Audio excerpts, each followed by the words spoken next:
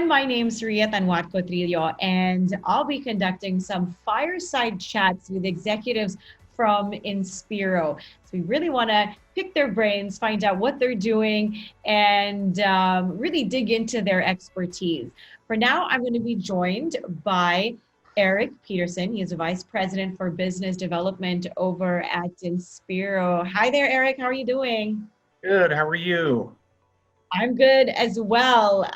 Okay, you are coming to us from Omaha, Nebraska, which really from Manila sounds like a world away. What is life like over there?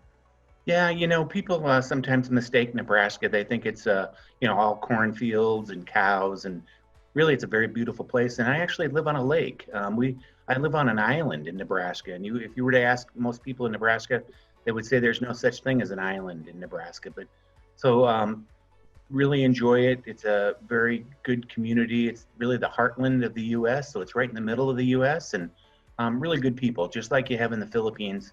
People really care about their community, and care about taking care of the community. Right. And I love this idea that you live by the water. I mean, it's funny, the Philippines is an archipelago, but not actually that many of us live near the water. What do you like to do, in that lake? Yeah, we love to boat. So I have two kids, and they grew up water skiing, and I grew up water skiing and wakeboarding. So we love to get out on the lake. It's just beautiful. It's beautiful to have the view of the lake and very open country. It's just something that's very calming.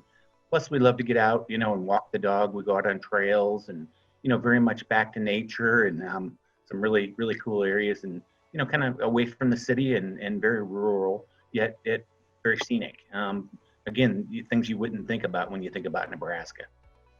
Right. Sounds like and you do like the outdoors and you like to travel and certainly your work has taken you all over the world, right?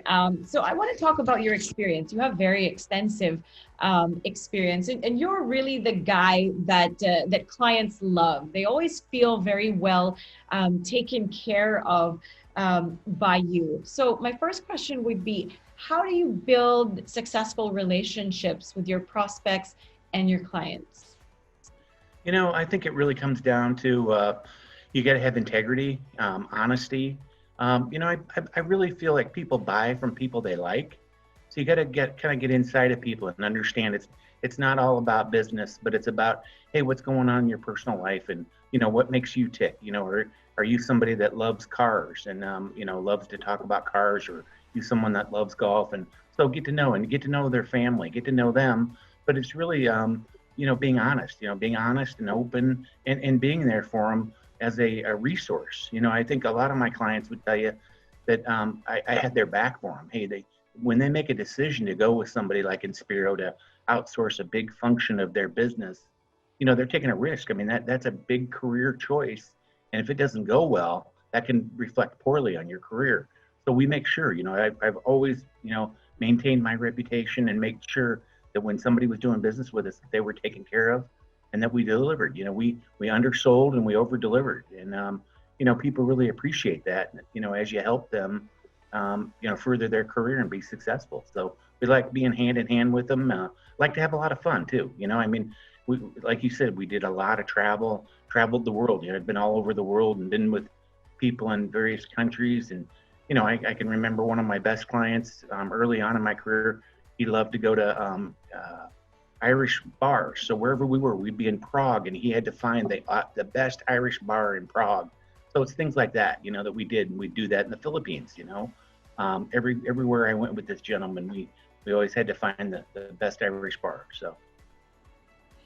Right. And you really take care of the clients from end to end, from the time, from initial contact to the time they become a prospect, to the time that they sign a contract and when they're deep into the project, right until the very end. That's not a service that a lot of people can actually carry out. A lot of people like to say that they do that, but not everybody is able to carry it out successfully. Um, what is the secret to that, since it's something that you are so well known for?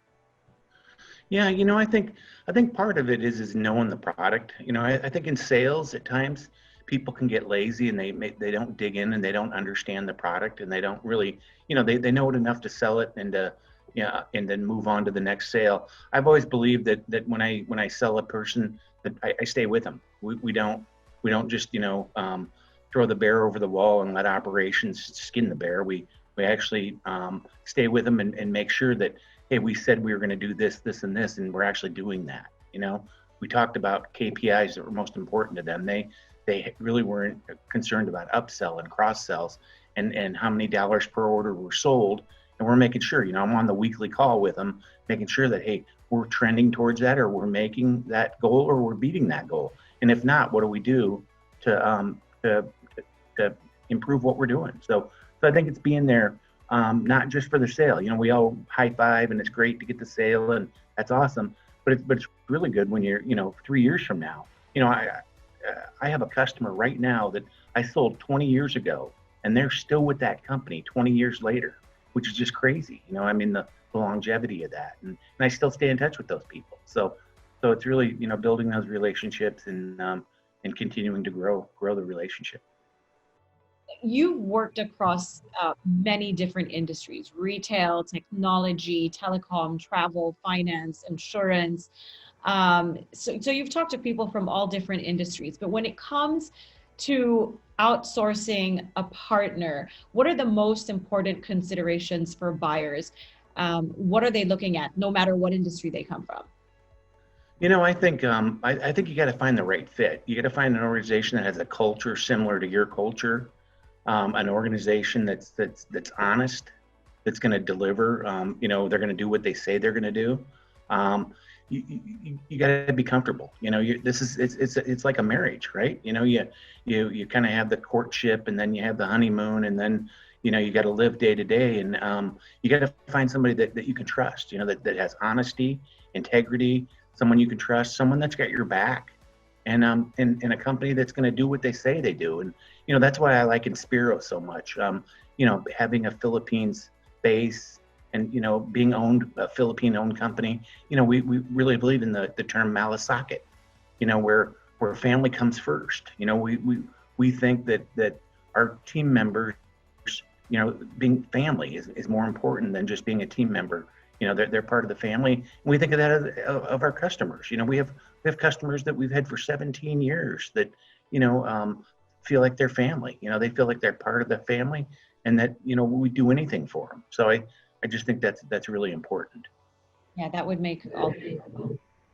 And I love the fact that you know what malasakit is. Yeah, and I certainly people in our industry, at least anyone who outsources to the Philippines would know that term. But certainly maybe some in the U.S. don't know that term for sure. It's such an important concept given the kind of work that you guys do. Now, a lot of people are under the impression that BPOs have reached their full maturity. I know you don't believe that, but what do you think is the next wave for BPOs then? Yeah, I agree with you. There's people that say, 5 years from now, there won't be any live agents, and I totally disagree with that. I think the complexity continues to rise. So I think, obviously there's AIs and bots and technology that can take care of the simple things. It's just like an IVR in a banking situation 20 years ago. You could touch one to get your account balance, touch two to, see what your credit line was, and, simple things with touchtone. And, those simple transactions will continue to be automated. And I think we'll move up the food chain. It'd become more and more that, the live agents are handling more and more difficult tasks. And I think that people like to interact with people. I mean, ultimately, and certainly there's different generations, and some generations are really connected to their phone and really like using their phone. But generations like me still really enjoy talking to people on the phone, and I think you'll always have that because you get that understanding, the final understanding, having somebody on the phone, and the reassurances that hey, we are going to take care of your problem. Hey, we do understand your problem, and we're going to take care of it. So I think it's going to be here for a long, long time, and it's only going to get more complicated and more important. You see today, you look at customer experience. Every company now has a CX officer. Every company is worried about how are my customers? How do they perceive us? how do they feel about how they're being treated by us? It's just so important in today's world to take care of your customers. It's so much harder to get a new customer than it is to keep the customer you have. So we really, I just think it's going to continue to become even more and more important. And then you add on selling. There's an opportunity. I mean, even in our business, you want to have multiple relationships, right? If I want to be doing both inbound and chat and SMS type functions for my customers, I just don't want to be doing one thing. You want to have multiple relationships, and I think most companies think that way. That they're looking to, how can I grow the relationship? How can I make it more profitable? How can I make that customer more sticky so they stay with us? So I think you get all that through the live agent and through the contact center that you don't get with a bot, and you don't, with the technology. Oh, I agree completely. From a consumer standpoint, I always want to talk to another human being because I feel like I want to make sure somebody on the other end understands exactly what I need. And I feel like that only comes through a human being, right? Yeah, for Okay. sure. Um, what then do you see are the areas for growth? Um, I think at least what's been happening recently, in the country and in the world, with the pandemic, I think there's been just a shift in some of the consumer dynamics. I think more and more people are doing things from their home, right? So, we're seeing in the retail environment a big shift. Volumes are up. People are going online. People are buying things through online, through catalog, and as they have issues, they're picking up the phone and talking to agents. So I think you're going to continue to see that. I think you're going to continue to see the growth. I think there's been some really good things that have come out of this in terms of letting people work from home. Look at the Philippines. Our studies have found that all these people who travel, we all know how much transportation, how difficult transportation is in the Philippines, and you spend an hour every day one way to and from work. Well, now these same workers are working from home, and they're more satisfied. They're more satisfied because they're not having to go through that grueling through the traveling back and forth and jumping on the bus and then catching the jeepney. So we think that the work from home is going to stay. That's something that we think is going to continue. And certainly there's others that want to come to the center and they want to have camaraderie with others, and they're social, and part of the job is being social and being at the call center. So there'll be both. That'll continue, but I think you're going to continue to see this industry be very important, and one that the C-level suite continues to really focus on, because it's an important driver to customer satisfaction and an important driver to revenue for these C-level suites. So would it be too dramatic to say that things, even when the pandemic ends, things will not go back to the way they were? I think in terms of agents and where they work from, I think that some will stay home forever. I really believe that we figured it out. We figured out that it can work, and that we still can maintain control and still deliver the results that we need to deliver. So I think the work at home is here to stay, and it's been a big push for it. I'd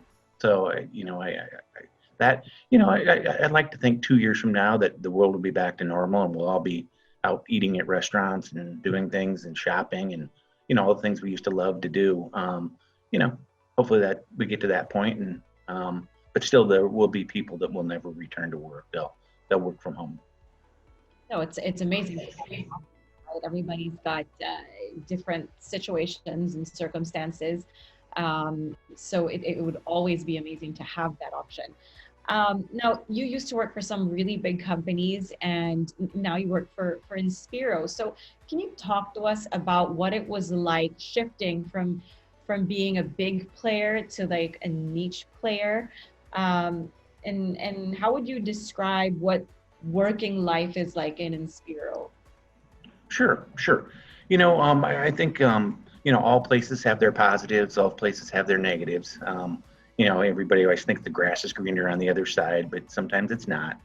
I think the really great thing about a niche player like Inspiro, and although I wouldn't say we're niche, I'd say we're $1 billion in revenue, so we're a good size. We're certainly not a $7 or $8 billion company, but a good sized company. I think it's the quickness in decision making. There's not this bureaucracy. Some of the larger companies, it takes forever to get to the decision. We know we have an issue, we know we got to address that issue, but it just takes a lot of time and a lot of going through various levels to get to the resolution of an issue. Whereas with an Inspiro, it's very quick. It's we know exactly who the person is that we need to get to, and we can have a quick conversation and we can make a decision. We can make a decision and then we can go implement that decision and see the results and see it quickly. So I think our clients would tell you that there's not a challenge that we haven't met. We got a client that comes to us with a challenge and says, "Hey, I'm having this, and this issue," and we're typically the first partner. If they have multiple partners, they come to us to help them fix that issue, and then we work through it and figure out the best way to do it, and then they apply that to their other providers. So a lot of times we're kind of like their beta test ground. So it's just being flexible, being agile, and the ability to make decisions and implement changes, at a very fast pace is great. I mean, that's where the world is today. If you don't change, you die, right? And we're good at adapting, good at changing, and yet have a great environment. It's really a positive environment internally. Our employee satisfaction scores are very high. We have very satisfied employees, and we have satisfied customers. I mean, our net promoter score across our customers is very high too. So you don't see that in the larger organizations. Employees tend to get lost, tend to not feel like they can have an impact or have a say. And we don't, it's not that way within Inspiro. It's just been a really good, refreshing, great environment to be in, and our clients love us. So it's something we really enjoy, and enjoy finding new clients. It's a lot of fun to introduce people to a kind of a different environment, and one where we really want to make a difference. Yeah, it certainly sounds like a win-win, and it sounds very streamlined. So as you said, you because of that, you have that agility and that ability to adjust more quickly, right? Definitely, yeah. All right. This has been an unprecedented year for the entire world, not just the BPO industry. What can we expect over the next few months with the pandemic? Probably got a ways to go still. Yeah, I think, with college and school and all the things starting, everything's kind of getting back. I think we're going to see more of it. I think we're going to see it kind of spike again.